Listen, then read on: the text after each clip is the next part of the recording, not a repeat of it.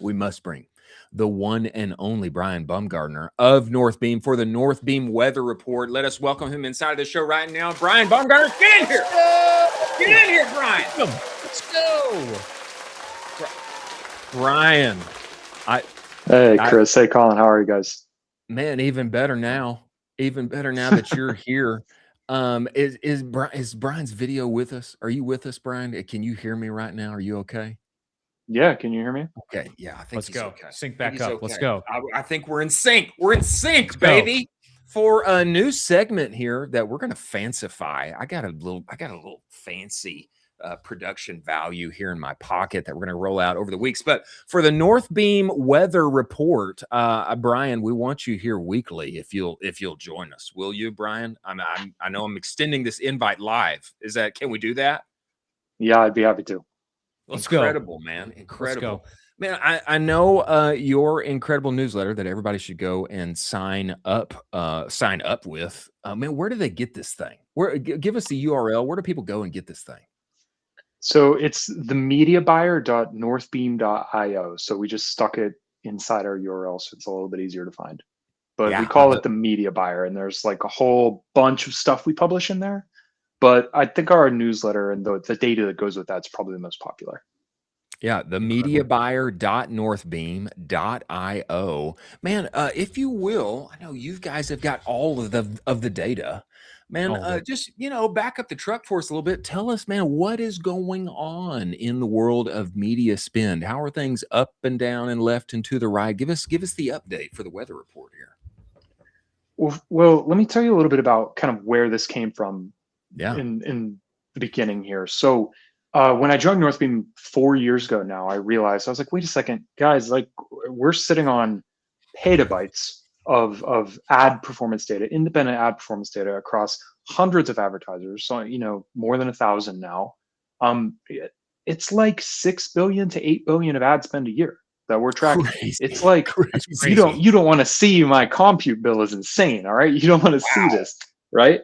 And I was like, wait a minute, that gives us a pretty statistically significant weather report that we can publish about what people are seeing in terms of macro trends and moves, right? So we've broken a lot of stuff pretty early, but I think the newsletter started to really take off right at the top of this year for a number of reasons. So everybody's obviously talking about Meta, of course. They're talking a lot about Meta performance.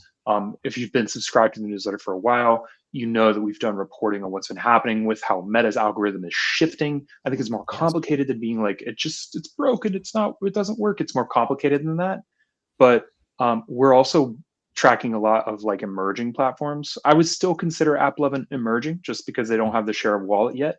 But we're tracking that, seeing a ton of success there. I've watched TikTok performance evolve over the past 2 years. It's been really amazing. So I like to think of this weather report as peace of mind, because if you open this newsletter and you see the data in here and you go, oh, okay, like I see red arrows across all the channels this week. The problems that I experienced in my ad account are not limited to me. Right. It's something that's also everyone's experiencing at a macro level. But on the flip side of that, if you're looking at this and you're like, wait a minute, like all the arrows are up and mine are down, maybe that's something that these Northbeam advertisers have figured out that you haven't, right? Yeah. And so it's an interesting way of not just comparing yourself against the market, but comparing yourself against Northbeam advertisers. So we publish CPM, CTR, CPC, new customer acquisition, ROAS, conversion rate, click-through rate, and share of wallet for Meta, Google, TikTok, YouTube, AppLovin, Snapchat, Microsoft, and Pinterest. Crazy. Can we bring this? I think we have this. Can we bring this up, Producer Jack? I think we need to see some of the numbers here that Bryan is talking about. Yeah, scroll down for us, Producer Jack. Let's look at some of this. Look at this. So yeah, boy, we do. We got CPMs, CTR, CPCs. Now I love to see all the greens here. I love to see all the green here. Yeah. Bryan, this is shocking. I mean, a little bit to me. I'll just say, from a general perspective, summer's kind of typically a rough area in eCom at times. But man, we're seeing a lot of green here. Yeah, I call it eCom summer. This is the tough time where I love this gauntlet personally because it's a great time for you to test your ad creative in like the most ruthless conditions possible, which is like, I'm at the beach. I'm not buying stuff. You know, like, 100%. like, and so if your ads are performing in that context, then you've got something for Black Friday, right? So an important thing to understand here is this is week over week comparisons. And so you're going to see a lot more variability, like crazy amounts of variability. So, you know, that's why you're seeing these like crazy shifts, and like CPMs will move really well for one and customer acquisition costs won't for another. But in the 4 years I've been reporting on this data every week, I mean, hundreds of issues with this. You guys know what I'm talking about. This, you start to pick up on stuff when you pay attention to it week over week, day over day. What I'm really noticing is an intense amount of volatility within the ad platforms themselves. Just in the last couple of months, we'll call it pressure from the market, from AI, call it consumer changing consumer behaviors, call it pressure from macroeconomic spending pressures, which are reflected very aggressively in this chart all the time. Gas prices shoot up. It's just red arrows for weeks. So what I find really interesting is that this chart, not only does it bring up performance, it identifies things that are changing on the back end as well. So what's crazy for me is you'll see there's like double-digit shifts on TikTok performance here. Now, crazy. Why would that happen, right? Well, you go and you dig into that and you look, and all of a sudden you see this like huge leap in performance across all the advertisers in that data set. What's going on is a lot of these ad platforms and a lot of advertisers are out there pulling levers like crazy. They're, you know, we know that Meta's changing the algorithm. We know they're pushing and preparation for like a, you know, fully automated advertising, right? And so I've felt like this data and this reporting has been more timely than ever because there is so much chaos occurring inside the algorithms that many of us grew up building our careers on. So it's kind of crazy. Like the algorithm that I knew when I was coming up as a growth marketer is a completely different world. And it has been since COVID, but because of AI, everything else going on in like the last couple of months and consumers changing, I'm seeing more volatility in these charts than I've seen in years. It's really wild. Fascinating. Bryan, could you talk a little bit about, you know, you've been looking at this chart, you've been looking at this data for, you know, we've been coming up on 6 months into the year. Is there a platform that you are continuously super excited about, continuously stands out, that you think is maybe underrated or people should be paying more attention to? Because you're the one watching all of this. Can I give like three? Please, totally. Please. Let's do it. So, well, more like 4, maybe 5. But here's the thing. I'm a big fan of diversifying where you're getting customers from. You know, if you saw, there was a really amazing webinar yesterday that I was on. I've been on camera all week. Let's but there go, was a baby. webinar yesterday with 9 operators. Shout out to the team. There we go. They, you know, and I can't remember who it was talking about you need to sell everywhere. And so I know we used to be this team that was like, you know, you should scale one channel and you should get there, you should be good to go. Meta's where you should start, obviously. Yeah. However, if you're only using in-platform data, and this I'm going to shill here a little bit because I have to. For the record, I was a Northbeam customer before I joined the team. That's how much I loved it. So I see you. This is a real shill here, okay? The reason why you're struggling to scale things like YouTube, which I consider one of the greatest untapped discovery platforms, period. I'm obsessed with YouTube. So more people watch YouTube than you think, and more people see your YouTube ads than you think. But if you only use in-platform YouTube data, it looks bad. It looks bad. So, and the same goes if you're looking at TikTok. TikTok would be the first to tell you that 70% of the discoveries that are attributable to TikTok ads don't result in click-throughs. They'll tell you that. I've been at their rooftop parties where they throw a huge number up on the screen and they tell you that. So like the issue is not, oh, these ad platforms don't work. The issue is you can't track them the right way. So this is what I love. I love YouTube. Obsessed with YouTube. It's great. You should get good at it.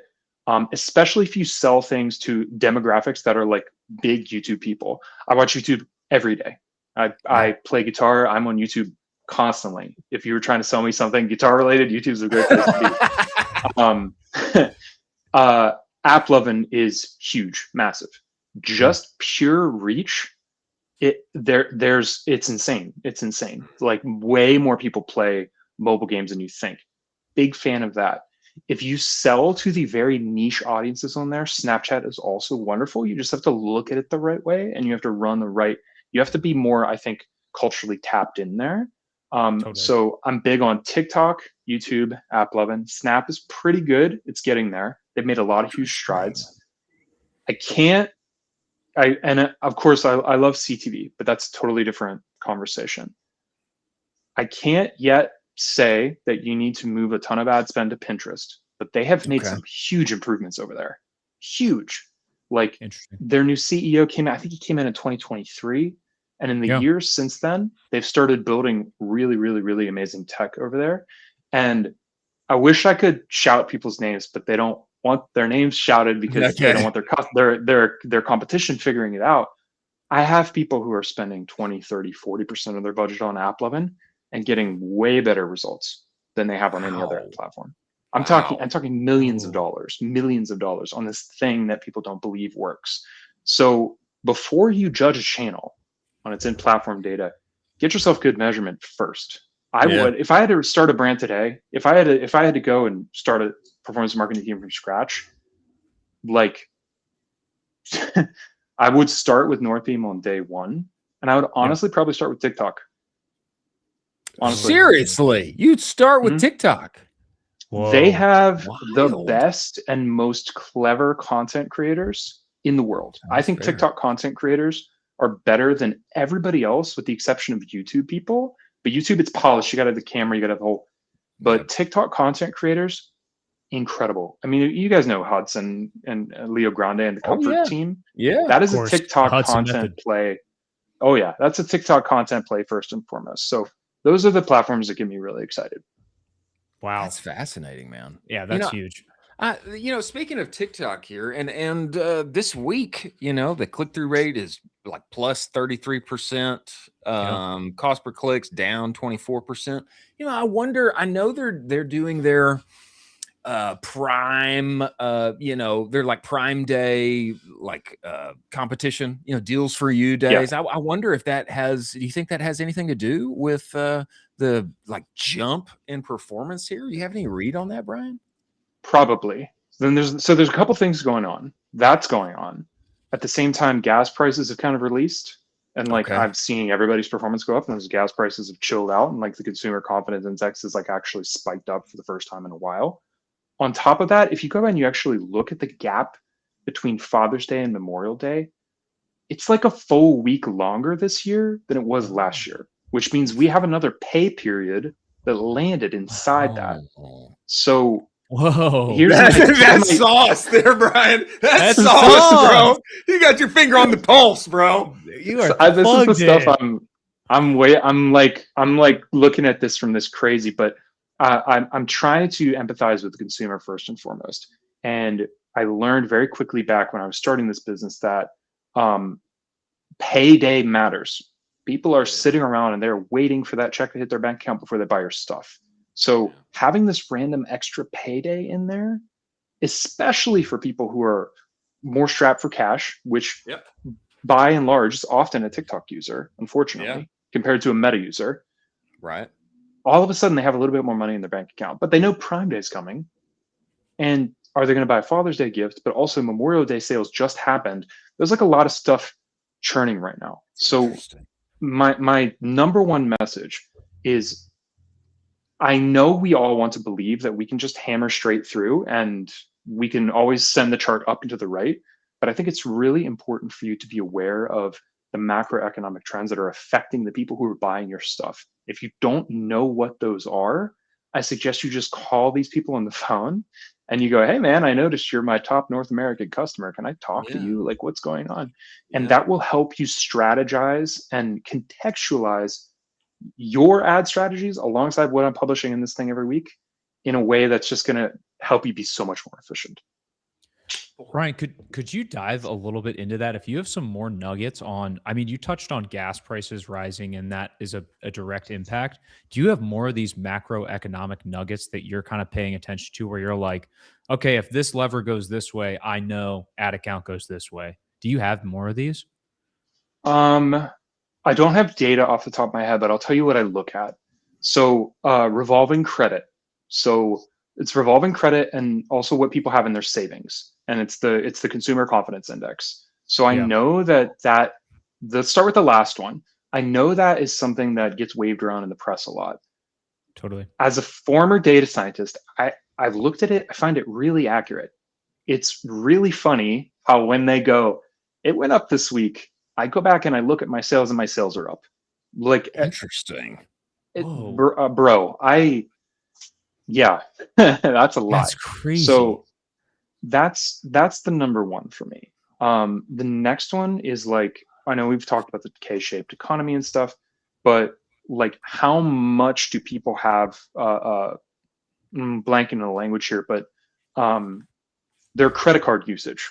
How much Mhm. credit and how much debt do they currently have specifically in their credit card usage? Because when that number goes down, it like bounces. It's like people pay their cards down because they had a grocery prices are cheaper, gas is cheaper, whatever it is, they pay the card down and then they just keep spending, it goes back up. So whenever that number comes down, you can feel good that spending is going to go back up again. Especially I think if you sell to everyone, if you sell to a Mhm. specific demographic, it doesn't matter as much. I work with a lot of luxury brands. They are a whole lot more insulated from this, right? You know, Yeah, the K-shaped economy, like these upper spenders, like they don't care, yeah, they're just spending. But yeah. if you sell to your average Joe, he's looking at his credit card and he's going, man, gas has really killed me this week. The rent's going up. Like, I'm not going to buy this stuff. And I think when you reach a certain point in the size of your direct to consumer journey, this stuff starts affecting you in ways that's really it's really frustrating. You wish you could have that Yeah, same, Yeah. alpha that you had when you were like this big, but yeah, and when the whole world was new to you. But I work with a lot of brands that are talking about like what's happening in the world right now. Should we not run ads during FIFA games, right? Like Yeah. Yeah. these sorts of things whoa, are real. I could talk forever about the Super Bowl and how it screws up the entire ad auction every Does it February. Like, really? hmm it's crazy. Fascinating. what Fascinating. happens? Uh, What happens? Now I'm super curious. What happens? Ads get way more expensive because everybody and their brother is running an omni-channel campaign. Mm, Yeah, So usually around their Super Bowl ads. So like yeah, yeah. you run some ad, you're going to support that with tons of TikTok work, tons of meta work, et cetera, et cetera. So this kind of stuff maybe doesn't affect people who are spending, sub 250K a month on ads, but yeah, eventually you're going to be like, where did this weird spike come from? Yeah. Where like all of a sudden everything was way expensive for like 1 week, and then you go and you look and it's like, oh, it was the World Cup finals, and everybody was Fascinating. whoa, more people are on their phones paying attention, or more people are on YouTube watching. YouTube viewership totally. spikes as people are watching replays, and therefore you got more exposures, or ad prices went up or down, etc. So always contextualize your ads in the context of whatever else your customers are paying attention to. That I think is the core message of this data, is like, hey, this stuff is happening, it affects you, you should know what it is, and then you have this data set to hold against your own and be like, was it just me or is everyone else feeling this? Yeah, yeah, Fascinating. yeah. Because I remember the one tweet that you guys published was from the media bar maybe 2 or 3 weeks ago, and Roman retweeted this, and he was like, I thought, it was my team. It's good to see that my team is actually crushing it because we sometimes feel like we're going crazy. Like you Yeah. know Yep. exactly what I'm talking about, where you're like, okay, is my team horrible this week? I don't know what's going on. And then you see this and you're like, got it. Team is not horrible. XYZ platform's doing horrible. I realize team's still goated. Let's rock and roll. Let's keep rolling. Exactly. Right. And at the very least, you can compare it to this and be like, oh, I see the difference, and or it was Yeah. more or less. Yeah, that's the real value here. Yeah. Brian, there was a list that got released here at some point. I think it was this week, actually, a couple of days ago. CPG Power List, 26 insiders supercharging your favorite startup consumer brands. Producer Jack, you got this? I think number 15 here, the one and only Let's Northbeam, the go. dashboard CPG founders can't live without. I mean, talk about this, Dr. Squatch, all of these Small Grunes, brands. etc. Small I mean, brands. just these, small brands. Hey, this is nice for the brand. A nice little pub here out of ink. Let me just explain this in, I think, the most literal way as possible. Gruns is worth $500 million. Comfort is gonna do $1 billion in hoodie sales. The Ridge is what, 300 million now? Last time I heard him say. Who even knows where Hexclad is at? It's 9 figures. Yeah. We built Northbeam alongside these guys. Okay, that second wave of COVID e-commerce that happened like when everybody got locked in their houses and had to buy a bunch of new stuff. Yeah. We built Northbeam alongside these people, and they have a philosophy of growth and a philosophy of media buying that Northbeam is just bespoke for. So I'm very honored to be on this list. To be honest, I'm not very surprised, because this thing is built for people who are looking for big growth and serious money. And I mean, Hudson's on stage being like, Northbeam is our North Star. You have people over at Gruns getting on webinars and being like, I look at Northbeam every day. It's the only thing I look at. I don't know what else I've got to say. If you want to be those people, we built this for you. It is not for everyone. It is not for people who like to just vibe and just sell random stuff or just throw random ads up and down. It's for people who want to follow a serious system and scale their e-commerce brand. And they know they have the TAM, they know they have the creative, and they aspire to be like those people. This is who it's for. So really happy to be on that list. I think we've been underground-ish. The people who know for a long time. And the media doesn't pay a whole lot of attention to us, because I think still growth marketers, we're kind of like our own thing. There's like all the ad agency people are out doing their own stuff. Yeah. But more and more they start being like, Brian, what are you doing down there? You're cooking up over there, Brian. Pretty excited. That's incredible. I think it's totally well deserved, man. Definitely. And this list is great. We got some great looking. This guy's a great graphics on it too. It looks so a fish. There's some real studs on there, like really cool. Everyone should go and check that out. And if you're not aware of any of the brands or people in that list, it's a really great like who's who in CPG right now to get you up to speed. Definitely. Nice. CPG Power List, and the one and only Northbeam appropriately on it. Brian, we appreciate you coming, dropping the sauce, the macroeconomics and the data and the weather report that's happening inside of our space, brother. We look forward to having you back. And let's remind people, the newsletter, themediabuyer.northbeam.io. Go subscribe. If you aspire to be like Hexclad and Grunes and all of the rest, man, go talk with Brian, get on Northbeam and make it happen. Appreciate you, brother. Thanks for joining us. Look forward to having you back, man. Thank you guys so much. Appreciate you. I'll see you later. He's great.